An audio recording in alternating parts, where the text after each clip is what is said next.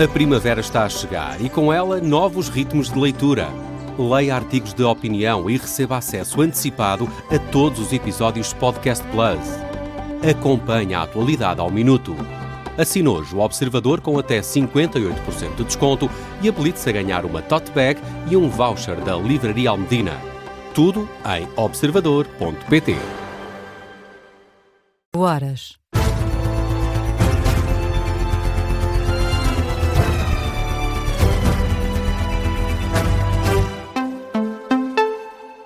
As notícias com Matilde Malva Sabino.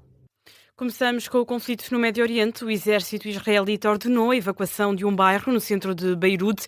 Em comunicado nas redes sociais, o porta-voz do exército apelou em língua árabe aos habitantes que evacuassem esta madrugada a zona e alerta para um ataque iminente contra o grupo armado Hezbollah na capital libanesa. Pelo menos 6 pessoas morreram esta madrugada devido aos ataques de Israel no centro de Beirute. 24 ficaram feridas. É o mais recente balanço do Ministério da Saúde libanês. Israel lançou 2 ataques sem aviso prévio a um bairro no centro da capital do Líbano, de acordo com a imprensa local.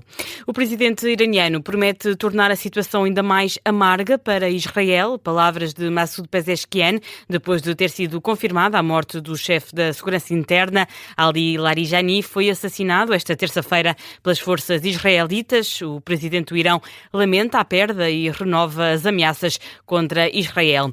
Também o chefe do exército iraniano, o general Amir Hatami, afirma que a morte do chefe da Segurança Interna vai ser vingada. Ainda no Irão, a central nuclear civil de Bushehr, a sul do país, foi alvo esta terça-feira à noite de um projétil, mas não sofreu danos nas infraestruturas, nem há registro de feridos, avança a Agência Internacional da Energia Atómica na rede social X. Também uma notícia desta noite: morreram 2 pessoas em Tel Aviv após disparos de mísseis iranianos. Informação avançada pelos serviços de emergência israelitas. O ataque aconteceu no subúrbio de Ramat Gan, em Tel Aviv. A polícia israelita relata a queda na mesma zona de fragmentos de projéteis provenientes de ataques iranianos. Esta noite o Irão intensificou os ataques contra Israel, lançou uma nova vaga de mísseis sobre Tel Aviv e Jerusalém. Israel tem estado a tentar interceptar esta vaga de mísseis lançada do Irão. Também a Arábia Saudita e o Kuwait foram atacados esta madrugada por drones e rockets, mas foram interceptados. Os Estados Unidos afirmam ter atacado com sucesso instalações de mísseis antinavio iranianos perto do Estreito de Hormuz, um anúncio feito esta noite pelo exército norte-americano na rede social X. O Comando Central dos Estados Unidos para o Médio Oriente afirma ter utilizado várias bombas de mais de 2 toneladas. O CENTCOM alega que os mísseis de cruzeiro antinavio presentes nestas instalações iranianas representavam um risco para o tráfego marítimo internacional no Estreito. Pela primeira vez em 43 anos, o Sporting está nos quartos de final da Liga dos Campeões. Foi uma reviravolta épica. O Sporting tinha perdido por 3-0 na Noruega na semana passada e agora em Lisboa virou a eliminatória e venceu o Bodo Glimt no estádio de Alvalade por 5-0. O jogo teve de seguir para prolongamento. Nos 90 minutos, os Leões marcaram 3 golos e já na meia hora adicional conseguiram marcar outros 2. Contas feitas, são 5. Gonçalo Inácio, Pedro Gonçalves, Luís Soares, Maxi Araújo, Rafael Nel foram os jogadores que fizeram abanar as redes dos noruegueses. No final da partida, o técnico Rui Borges, emocionado, deixa uma dedicatória. Antes de mais, deixe-me dedicar a vitória aos meus pais, minha família, o meu filho, que merecem, sofrem muito comigo, de certeza. Tenho saudades deles e eles estão lá sempre a torcer por nós. Em especial a minha estrela, o meu avô também. Não me esqueço. Eu digo sempre que tenho uma grande estrela, se calhar é ela. E está lá. Em relação à vitória, é um bocadinho a frase que eu usei hoje na palestra, que até foi o Neto que disse muito bem. Nós conhecíamos o melhor Bodo, o Bodo não conhecia o melhor Sporting. E nós hoje tínhamos que ser o melhor Sporting. E fomos. Rui Borges a defender que em Campos teve a melhor versão do Sporting. Os Leões fazem história, estão nos quartos de final da Liga dos Campeões, um patamar que fugia há 43 anos. Gabriel Alves, comentador da Rádio Observador, fala numa noite épica dos Leões, diz que tinham o mundo do futebol a olhar para eles. Uma noite épica, uma noite de glória dos Leões, em Alvalade, de todos. Uma vitória brilhantíssima do Sporting Clube Portugal, uma manita, uma remontada com uma manita, aos olhos do mundo que hoje tinha, portanto, a sua atenção em Alvalade. portanto, a plateia do futebol mundial hoje estava sentada a olhar o jogo desta segunda mão dos oitavos de final da Champions 25-26. Comentário de Gabriel Alves à vitória do Sporting sobre o Bodo Glimt. O programa de análise da técnica da força e a força da técnica pode ser ouvido na íntegra nas plataformas de podcast e no site do Observador. Nos quartos de final, o Sporting vai jogar frente ao Arsenal, partida marcada para dia 7 de abril. O Sporting recebe os ingleses em Alvalade. E no dia 14, a equipa leonina joga em Londres. O Arsenal é líder do campeonato inglês, que venceu o Leverkusen esta terça-feira por 2-0. Vai ser um reencontro entre o Sporting e Victor Gyökeres. Para além do Arsenal e do Sporting, também já estão nos quartos de final do PSG e o Real Madrid. Os franceses eliminaram o Chelsea, venceram 3-0 e o Real Madrid venceu o Manchester City por 2-1.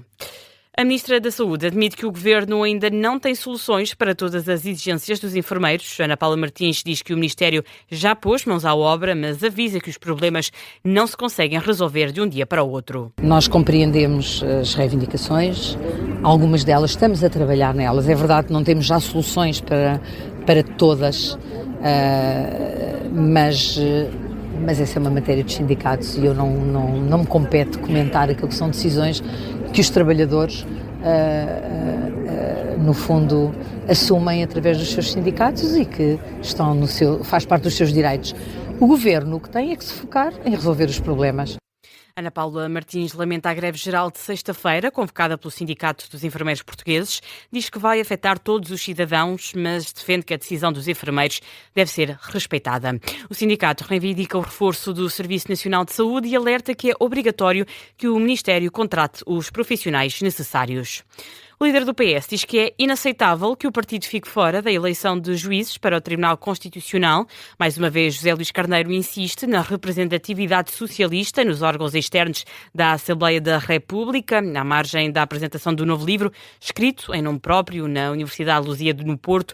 O secretário-geral socialista é incisivo, diz que é impensável excluir o PS. Seria incompreensível que o Partido Socialista, fundador dos direitos constitucionais, das liberdades, direitos e garantias dos cidadãos, fosse afastado porque uma maioria de direita, ligada com a extrema-direita, afastava o Partido Socialista do Tribunal Constitucional. Isso é inaceitável e julgo que também seria inaceitável que nós fizéssemos isso um dia que estivéssemos no governo ao PSD.